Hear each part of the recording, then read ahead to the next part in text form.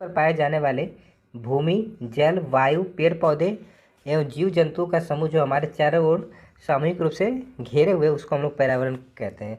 अर्थात पर्यावरण की परिभाषा काफ़ी खूबसूरत दी गई है, आप लोग यहाँ से देख सकते हैं। पर्यावरण के ये अजैविक और अजैविक संगठक आपस में अंतरक्रिया भी करते हैं। तो मतलब यहाँ पे ये हो गया कि जो पर्यावरण में अजैविक और जैविक मतलब बायोटिक और अबायोटिक कंपोनेंट पाए जाते हैं वो इंटरेक्शन भी करते हैं, अंतरक्रिया भी आपस में करते हैं। यह संपूर्ण प्रक्रिया एक तंत्र के रूप में संचालित होती है जिसे हम लोग पारिस्थितिकी तंत्र के रूप में परिभाषित करते हैं। पर्यावरण संरक्षण अधिनियम 1986 के अनुसार पर्यावरण किसी जीव के चारों तरफ घिरे भौतिक एवं जैविक दशाएं और उनके साथ अंतरक्रिया को सम्मिलित करता है। तो ये जो परिभाषा है सीधे 1986 वाली अर्थात पर्यावरण संरक्षण अधिनियम वाली, ये आपसे एग्जाम में पूछा जाता है, तो इसको आप लोग यहाँ से नोट कर सकते हैं। आगे इसमें लिखा है कि धातत्व है कि परि और आवरण शब्दों को जोड़ने पर पर्यावरण शब्द की उत्पत्ति होती है। अतः पर्यावरण का शाब्दिक अर्थ है जो आवरण हमें चारों ओर से घेरे हुए है। यहाँ से आप लोग देख सकते हैं। आइए थोड़ा सा इसमें आगे कुछ और हम लोग रीड कर लेते हैं। पर्यावरण एक अविभाज्य समष्टि है तथा जैविक एवं अजैविक तत्वों वाले जो आपके पारस्परिक क्रियाशील तंत्रों हैं इसकी रचना होती है। पर्यावरण के 3 घटक होते हैं, कौन कौन से? तो भौतिक या फिर अजैविक, जिसमें स्थल आता है, वायु आता है, जल आदि ये सब आते हैं। जैविक घटक में आपके पादप आते हैं, जंतु, और शीर्ष में जो आपके जीव जंतु होते हैं वो आते हैं। और सांस्कृतिक में आपका मानव निर्मित गतिविधियाँ आती है। सांस्कृतिक पर्यावरण के अंतर्गत आर्थिक, सामाजिक तथा राजनीतिक गतिविधियाँ शामिल होती हैं। अतः पर्यावरण कई संगठनों से निर्मित एक संरचना है। यह सभी जैविक और अजैविक अवयवों का सम्मिश्रण है जो जीवों को चारों ओर से प्रभावित करता है। पर्यावरण के कुछ कारक संसाधन के रूप में कार्य करते हैं तथा कुछ कारक नियंत्रण के रूप में भी कार्य करते हैं। पर्यावरण को बृहद एवं लघु स्तर पर समझा जा सकता है। इसके साथ ही क्षेत्रीय भूमंडलीय स्तर पर भी पर्यावरण में विभिन्नताएं पाई जाती हैं। देखिए ये जो नोट्स है इसको हम बस ऐसे पढ़ते जा रहे हैं, बाकी जो कॉन्सेप्ट होगा वो तो आपको हम जो प्रश्न होगा उसके माध्यम से बताएंगे। अब आइए हम लोग प्रश्न उत्तर देखते हैं। ये पहला प्रश्न आपका है, आप लोग अच्छे से इसको देखिएगा। तो प्रश्न कह रहा है पर्यावरण से क्या अभिप्राय है? तो फिलहाल अभी आपको हमने बताया यहाँ पे कि भूमि, जल, वायु, पौधे और पशुओं की प्राकृतिक दुनिया जो इनके चारों ओर से मतलब अस्तित्व में ये तो हो सकता है।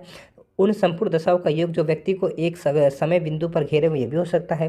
भौतिक, जैविकी और सांस्कृतिक तत्वों की अंतरक्रियात्मक व्यवस्था जो अंतर संबंधित है ये भी हो सकता है। तो फिलहाल यहाँ पे सही आंसर देखा जाए तो डी आपका आंसर हो जाएगा। डी आपका पहले का सही जवाब हो जाएगा। अगला कह रहा है पर्यावरण किससे बनता है? तो पर्यावरण जो है वो किससे बनता है? जैविक घटक, मतलब कि उसमें बायोटिक कंपोनेंट होते हैं, अबायोटिक कंपोनेंट होते हैं, भू-आकृति घटक होते हैं। तो आपका डी आंसर यहाँ पे भी हो जाएगा। अगला कह रहा है कि समानता पर्यावरण को निम्न प्रकार से वर्गीकृत किया जा सकता है, निम्नलिखित में से कौन सा एक इसका वर्गीकरण का अंश नहीं है? तो आपको अभी हमने बताया था कि जो सांस्कृतिक पर्यावरण होता है, भौतिक होता है, जैविक होता है, लेकिन परिचालक पर्यावरण हम लोगों ने नहीं कहीं पढ़ा था, तो इसलिए आपका यहाँ पे ए ऑप्शन हो जाएगा। अब थोड़ा सा धारणीय विकास एवं सतत विकास के बारे में अध्ययन कर लेते हैं। ये थोड़ा सा छोटी छोटी टॉपिक है तो जल्दी जल्दी इसको खत्म किया जाएगा। तो अगर इसका अध्ययन किया जाए तो धारणीय विकास विकास की वह अवधारणा है जिसके तहत वर्तमान आवश्यकताओं के साथ साथ भविष्य की आवश्यकताओं को भी ध्यान में रखा जाता है। धारणीय विकास प्राकृतिक संसाधनों के उपयोग के संदर्भ में अंतरपीढ़ीगत संवेदनशीलता के विषय है। धारणीय विकास का मुख्य उद्देश्य पृथ्वी के प्राकृतिक संसाधनों का न्याय संगत उपयोग, संरक्षण तथा उचित प्रबंधन करना है। ध्यान देने बात यह है कि धातुत यह है कि इस शब्द की व्याख्या वर्ष 1987 में world commission on environment and development ने अपनी रिपोर्ट आवर कॉमन फ्यूचर जो थी उसमें की थी। ये प्रश्न कई बार पीसीएस में बना है। तो 1992 लगभग 1987 की बात है, और कॉमन जो रिपोर्ट आई थी वहाँ से ये कॉन्सेप्ट निकल के आता है। वर्ष 1992 में आयोजित पृथ्वी सम्मेलन में घोषित एजेंडा 21 रियो जिसको कहा जाता है में इसके प्रति पूर्ण समर्थन व्यक्त किया गया था। इसके साथ ही वर्ष 2002 में जोहान्सबर्ग में आयोजित सम्मेलन का मुख्य मुद्दा सतत विकास था। आगे इसमें देख लेते हैं आगे क्या कह रहा है। आगे कह रहा है world commission on environment and development द्वारा वर्ष 1987 में प्रकाशित जो रिपोर्ट थी आवर कॉमन फ्यूचर, जिसे हम लोग ब्रॉडलैंड रिपोर्ट के नाम से भी जानते हैं, के अनुसार सतत विकास से अभिप्राय ऐसे विकास से है जो भावी पीढ़ियों की जरूरतों को पूरी करने की योग्यता को प्रभावित किए बिना वर्तमान समय की आवश्यकताओं को भी पूरी करे। इसका तात्पर्य यह है कि मानव समाज का सतत विकास भविष्य तभी सुनिश्चित हो सकता है जबकि आर्थिक गतिविधियों और मानव कल्याण के समर्थन हेतु आवश्यक जो आपके तत्व हैं, यहाँ पे लिखा आवश्यक जैव भौतिक और सामाजिक परिस्थितियाँ पीढ़ी दर पीढ़ी पोषित या फिर संतृप्त की जा सके। सतत विकास के लिए जैविक विविधता का संरक्षण, प्रदूषण का निरोध एवं नियंत्रण तथा निर्धनता घटाना सभी जो आवश्यक हैं वो इसमें शामिल है। प्राकृतिक अपनी सुंदरता है, अपनी सीमाएं हैं, अतः हमें चाहिए कि हम चाहिए कि पहले हम प्राकृतिक को समझने का प्रयास करें, उसके बाद अपनी जो विकास नीतियां हैं उसका निर्धारण करें। अतः आर्थिक विकास और पर्यावरण सुरक्षा के मध्य एक वांछित संतुलन बनाए रखना ही टिकाऊ विकास या फिर सतत विकास है। टिकाऊ विकास की जो अनिवार्य शर्तें हैं वे सूचनाओं की उपलब्धता पर भी आधारित होती हैं। तो यहाँ से आप लोग देख सकते हैं इस चार्ट में क्या चीज़ें दी गई है। तो टिकाऊ विकास हेतु जो आवश्यक सूचना है वो चीज़ें यहाँ पे दी गई है। आगे इसमें थोड़ा सा देख लेते हैं। उल्लेखनीय है कि सूचनाएं जैसे सुदूर संवेदन तकनीक, सांख्यिकी विधि तथा जो आपकी भौगोलिक सूचना तंत्र है या फिर पर्यावरण सूचना तंत्र इत्यादि तरीके से प्राप्त की जाती है। इन प्राप्त सूचनाओं के आधार पर अनुकूलतम स्तर का निर्धारण किया जाता है। फिर विकास की योजनाओं को जो रूपरेखा उसको तैयार की जाती है। देखिए जो नोट्स है बहुत छोटे से नोट्स हैं, इनको हम लोग अच्छे से कैसे समझेंगे तो प्रश्न के माध्यम से समझेंगे। आइए पहला प्रश्न देखते हैं। पहला प्रश्न कथन और कारण वाला है। कह रहा है कि सतत विकास मानव समाज के कल्याण हेतु महत्वपूर्ण है। सतत विकास से अभिप्राय ऐसे विकास है जो भावी पीढ़ियों की जरूरतें पूरी करने की योग्यता को प्रभावित किए बिना वर्तमान समय की आवश्यकताओं को पूरी करे। यह रही आपकी कोड की सहायता से आप लोग आसानी से इसका आंसर दे सकते हैं। तो आइए इसका सही हम लोग जवाब निकालते हैं। देखिए अगर हम सही जवाब की बात करें, सतत विकास मानव समाज के कल्याण हेतु महत्वपूर्ण, बिल्कुल सही बात कह रहा है। थोड़ा सा कारण पढ़ लेते हैं। सतत विकास से अभिप्राय ऐसे विकास है जो भावी पीढ़ियों की जरूरतें पूरी करने की योग्यता रखता हो, उसको योग्यता को प्रभावित किए बिना वर्तमान की आवश्यकताओं को पूरी करे। देखिए अगर आपसे कोई पूछे सतत विकास का मतलब क्या हो गया, सतत विकास का एक साधारण भाषा में मतलब बताएं तो एक ऐसा विकास जो वर्तमान में अपनी आवश्यकता उसको पूरी करे लेकिन भविष्य के लिए भी कुछ संसाधन को सुरक्षित रखे। मतलब भविष्य का जो ऐसे संसाधन का उपयोग करे कि वो भविष्य के लिए क्या हो गए तो बचा रहे, मतलब कि ऐसा ना हो कि खत्म हो जाए। तो ये ऐसा विकास का होता है सतत विकास होता है। तो यहाँ पे कथन और कारण दोनों सही है, व्याख्या भी कर रहे हैं। तो फिलहाल यहाँ पे सही जवाब हो जाएगा आपका ऑप्शन कौन सा, ए ऑप्शन आपका सही हो जाएगा। यहाँ पे ये आपका ऑप्शन सही हो जाएगा। यहाँ से पढ़ना चाहे तो आप लोग पढ़ सकते हैं। कब तो 1987 की जो रिपोर्ट आई थी आवर कॉमन फ्यूचर, वहाँ से ये सतत विकास का कॉन्सेप्ट निकल के आया था। ये सब चीज़ें यहाँ पे आप लोग पढ़ सकते हैं। कह रहा वर्ष 1987 में संयुक्त राष्ट्र में पर्यावरण से संबंधित एक प्रतिवेदन की प्रस्तुति के उपरांत धारणीय विकास, जिसको सस्टेनेबल डेवलपमेंट कहते हैं, पर चर्चा आरंभ हुई। वह प्रतिवेदन क्या था, तो आवर कॉमन फ्यूचर। ये आपका बी आंसर देखिए कब तो 2020 में बना हुआ प्रश्न है। सोच सकते हैं कितना इंपॉर्टेंट प्रश्न है ये। निम्नलिखित घटनाओं को उनके कालक्रम में व्यवस्थित करना, आइए देख लेते हैं। तो सबसे पहला क्या है, रियो पृथ्वी शिखर सम्मेलन, ब्रंटन आयोग रिपोर्ट का प्रकाशन, मॉन्ट्रियल प्रोटोकॉल का प्रवर्तन और the limit to growth report का प्रकाशन। तो इसको क्या करते हैं, यहाँ से हम लोग देख सकते हैं सीधे यहीं से, क्योंकि ज़्यादा समय नहीं। The limit to growth report का प्रकाशन 1972 में हुआ है। रियो पृथ्वी शिखर सम्मेलन जून 1992 में हुआ है। ब्रंटन रिपोर्ट कब आई थी, तो ये 1987 की है। और मॉन्ट्रियल प्रोटोकॉल आप सबको पता है 1989 का है। अगला प्रश्न हम देखते हैं कि अगला प्रश्न क्या कह रहा है आपका, एक सेकंड है ये रहा। धारणीय विकास किसके उपयोग के संदर्भ में अंतर पीढ़ीगत संवेदनशीलता का विषय है, तो ये हो जाएगा आपका प्राकृतिक संसाधन के बारे में। मतलब आपका यहाँ पे जो ए ऑप्शन है वो बिल्कुल सही ऑप्शन यहाँ पे हो जाएगा। अगला प्रश्न आपका है कि सतत विकास के लिए आवश्यक है, सतत विकास के लिए आवश्यक क्या है, तो देखिए जैविक विविधता का संरक्षण भी है, प्रदूषण का निरोध एवं नियंत्रण भी है, निर्धनता को घटाना भी है। फिलहाल यहाँ पे डी आपका ऑप्शन बन जाएगा, डी आपका ऑप्शन यहाँ पे सही हो जाएगा। अब थोड़ा सा अगला जो चैप्टर है उसको देख लेते हैं, प्रकृति में कार्बन चक्र एवं जल चक्र। तो इस नोट्स को पढ़ते हैं। देखिए आप लोग सोच रहे हो सर बहुत तेज़ पढ़ रहे हैं, तो देखिए तेज़ इसलिए पढ़ रहे हैं कि 2 लेक्चर मैक्सिमम में जो आपका इन्वायरमेंट इकोलॉजी है ये खत्म हो जाए। तो चलिए फिर जल्दी से पढ़ते हैं। पर्यावरण विभिन्न अजैविक और जैविक घटक से मिलकर बना हुआ है। एक सेकेंड थोड़ा सा यहाँ पे बता देते हैं जैविक और अजैविक क्या होता है। देखिए जब भी आपसे अजैविक पूछे तो जो नॉन लिविंग थिंग होती है, जो निर्जीव होती है इसमें आती है, और जैविक मतलब जो सजीव होती है। इस बात को यहाँ पे ध्यान रखिएगा। से मिलकर बना है। यह घटक आपस से क्या करते हैं, अंतःक्रिया करते हैं। अंतःक्रिया मतलब इंटरेक्शन करते हैं। इंटरेक्शन मतलब क्या होता है, देखिए अजैविक में मान लीजिए क्या है, आप हवा को मान लीजिए, तो हवा हम लोग सांस लेते हैं तो ये क्या करें, आपस में अंतर्क्रिया कर रहे हैं, तो इसको हम लोग अंतर्क्रिया कहते हैं। ये सब कॉन्सेप्ट थोड़ा सा आप इसको समझते रहिएगा। आगे इसमें क्या लिखा है, समानतः यह अंतर्क्रिया एक चक्रीय स्वरूप में होती है, अर्थात तत्वों का चक्रण एक रूप से दूसरे रूप में होता रहता है। यह चक्रण प्रकृति में कार्बन चक्र, जल चक्र इत्यादि के रूप में दिखाई देता है। पृथ्वी के कार्बन चक्र में कार्बनिक पदार्थ के अपघटन से, जीवधारियों द्वारा श्वसन प्रक्रिया से, ज्वालामुखी प्रक्रिया से, जीवाश्म ईंधन के दहन इत्यादि से कार्बन डाइऑक्साइड पहुँचती है। स्वपोषित पौधे प्रकाश संश्लेषण की क्रिया द्वारा कार्बोहाइड्रेट है के निर्माण में वायुमंडलीय कार्बन डाइऑक्साइड ग्रहण करते हैं। कार्बन चक्र वायुमंडल में कार्बन तत्व संतुलन बनाए रखता है। तो यहाँ से आप लोग कार्बन चक्र को देख सकते हैं। देखिए यहाँ पे कोई भी कार्बनिक यौगिक है वो सड़गल रहा है, तो इस तरीके से ये आप लोग साइकिल थोड़ा सा देख लीजिएगा। समझाने का समय थोड़ा सा कम है तो इसलिए थोड़ा सा समझा नहीं रहे हैं। आगे इसमें क्या लिखा है कि ध्यातवत है कि कार्बन पृथ्वी पर बहुत सारी अवस्थाओं में पाया जाता है। यह अपने मूल रूप में ग्रेफाइट एवं हीरा में पाया जाता है। यौगिक रूप में यह वायुमंडल में कार्बन डाइऑक्साइड के रूप में भी कार्बन डाइऑक्साइड के रूप में, कार्बोनेट और हाइड्रोजन कार्बोनेट के रूप में पाया जाता है। विभिन्न प्रकार के खनिजों में भी कार्बन पाया जाता है। जल की तरह कार्बन का भी विभिन्न भौतिक और जैविक क्रियाओं के द्वारा पुनर्चक्रण होता रहता है। वहीं दूसरी ओर जल चक्र में सौर विकिरण की सबसे महत्वपूर्ण भूमिका है। सौर विकिरण जल चक्र को क्या करता है, चालित करता है और जल का वाष्पीकरण करता है। वायुमंडल में नमी वर्षा की मात्रा का निर्धारण करती है। देखिए यहाँ पे ये कॉन्सेप्ट ऐसे देखिए, जहाँ पे मार्क बना उसको थोड़ा सा अच्छे से देखिएगा। वायुमंडल में जो नमी है ना, नमी वर्षा की मात्रा का निर्धारण करती है। सभी प्रकार की वर्षा की मात्रा यथा बूंदाबांदी, वर्षा, बर्फबारी इत्यादि वायुमंडल में जो नमी है की मात्रा की बढ़ोतरी से बढ़ जाती है। सौर विकिरण द्वारा बर्फ का जल द्रवीकरण होता है। जल चक्र हाइड्रोस्फीयर में जल की विभिन्न गतिविधियों को दर्शाता है। प्रकृति में जल चक्र को निम्न प्रकार से प्रदर्शित किया जा सकता है। यहाँ पे देखिए ये जल है, इसमें सबसे इंपॉर्टेंट रोल किसका है, सूर्य जी का है। सूर्य देवता जी क्या करते हैं, यहाँ पे अपना प्रकाश देते हैं। ये पानी गर्म होता है, फिर वाष्पीकरण के द्वारा ऊपर जाता है, फिर बादल बनता है, कंडेंसेशन होकर फिर से वर्षा होती है। ये पूरा प्रोसेस चलता रहता है। तो ये क्या है, वाटर साइकिल है, मतलब जल चक्र है। आइए आगे देख लेते हैं इसमें आगे क्या लिखा है। आगे इसमें लिखा है कि जल चक्र पौधों की वृद्धि में सहायक होता है। पौधे भूमि में प्रतिरोपित किए जाते हैं तथा भूमि में उपस्थित अनेकों जो उनके मूल रोम होते हैं, जैसे आप लोग जड़ देखेंगे तो ये जड़ होगी, जल में पत्ते पत्ते जो ऐसे होते हैं इनको मूल रोम कहते हैं। तो ये क्या लिखा आगे क्या है कि मूल रोमों द्वारा वे जल का अवशोषण करते हैं। समानतः पौधे के अधिकांश मूल रूम प्रतिरोपण के कारण नष्ट हो जाते हैं। इसलिए देखिए जो मूल रूम है वो प्रतिरोपण का मतलब क्या, मान लीजिए यहाँ पे एक पौधा आपने लगाया, फिर से इसको उखाड़ के फिर से यहाँ पे आप अगर लगाएंगे तो इसके जो मूल रूम होते हैं वो क्या हो जाते हैं, तो नष्ट हो जाते हैं। वही बात यहाँ पे लिखा है। आगे क्या कह रहा है इसमें, इसलिए कई प्रतिरोपित पौधे में वृद्धि नहीं होती है।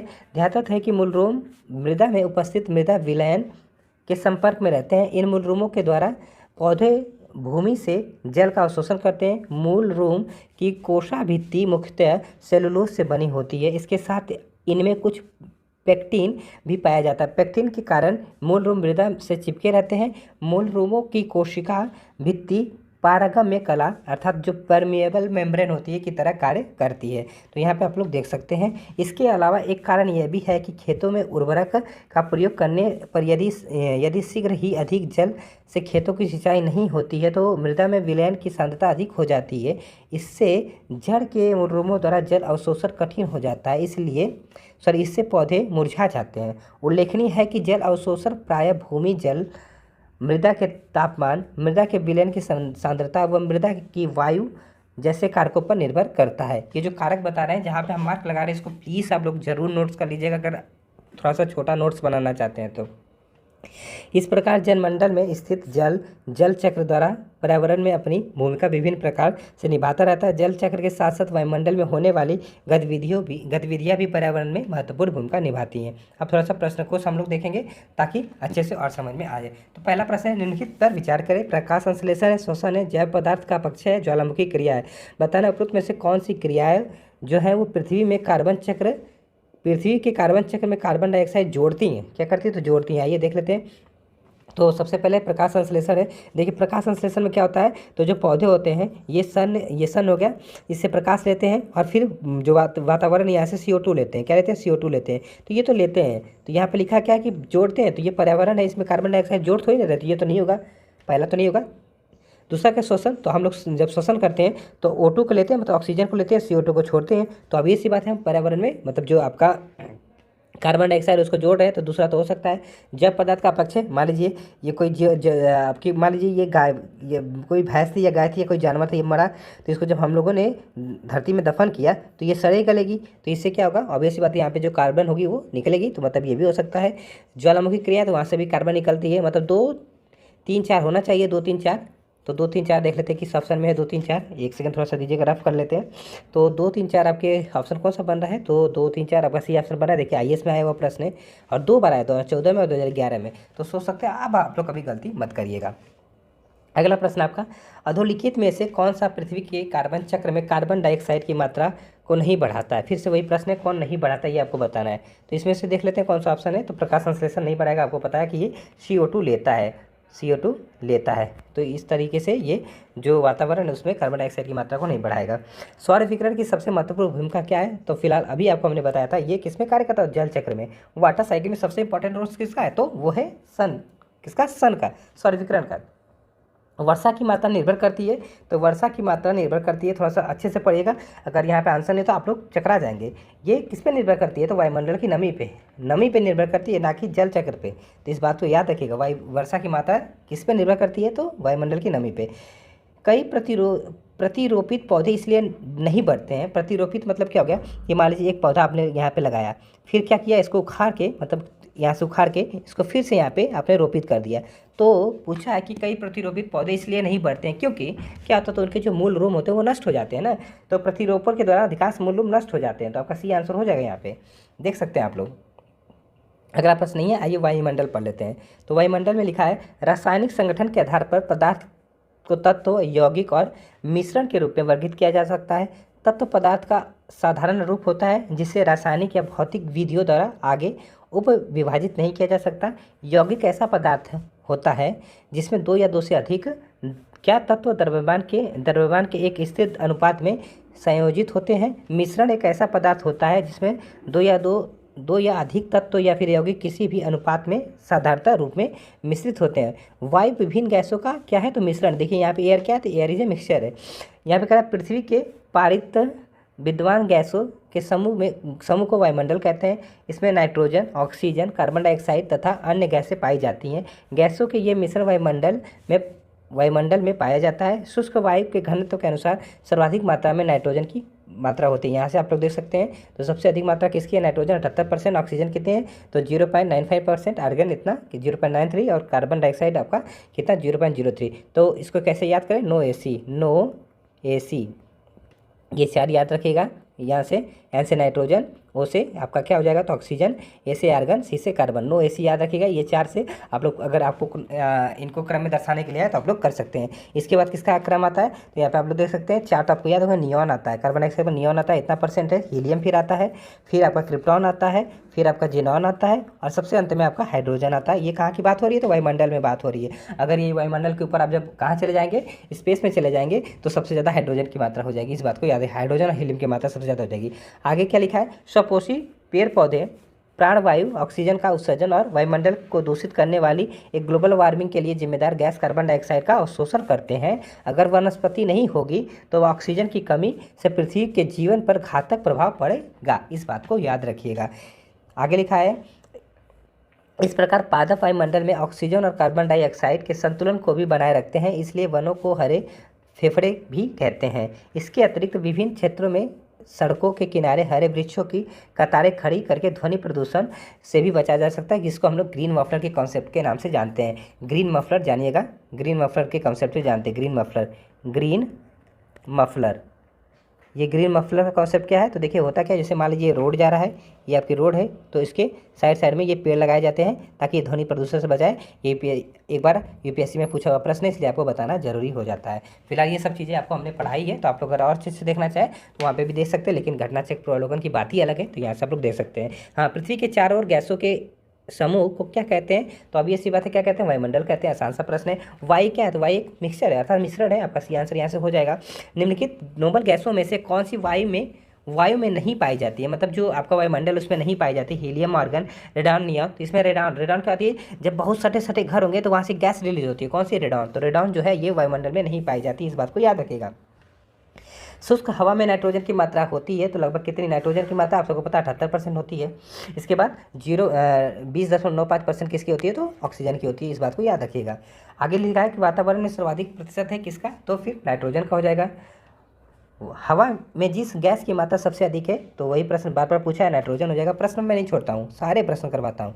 आगे लिखा है इसमें कि यदि पृथ्वी पर पाई जाने वाली वनस्पति पेड़ पौधे समाप्त हो जाएं तो किस गैस की कमी हो जाएगी? तो अभी ऐसी बात है, किसकी कमी हो जाएगी? ऑक्सीजन की कमी हो जाएगी, O2 की कमी हो जाएगी, ऑक्सीजन की। निम्नलिखित में से कौन सा कार्य पेड़ पौधों का नहीं है? इनमें से कौन सा कार्य जो है पेड़ पौधों का नहीं है? तो वायु का प्रदूषण। कहने का मतलब वायु प्रदूषण थोड़ी ना पेड़ पौधे करते हैं। तो इस तरीके